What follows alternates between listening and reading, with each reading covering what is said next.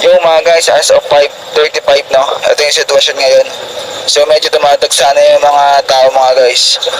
Ayan no. Dito rin sa may kabila, sa pila ng Montenegro, pila ng ticket, dumadagsa na rin.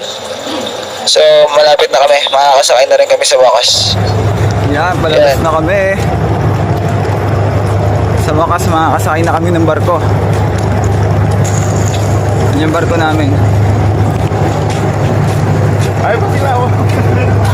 Tayo pang pasayero dito. Yung kagabi, dyan pa din sila. Andiyan pa din yung kagabi oh. Ito na ang Ocean Jet. Yun oh. Ocean Jet. 45 minutes lang, nandun na kami sa Batangas Sport. Dito na kami sa may Ocean Jet, nakasakay na rin kami.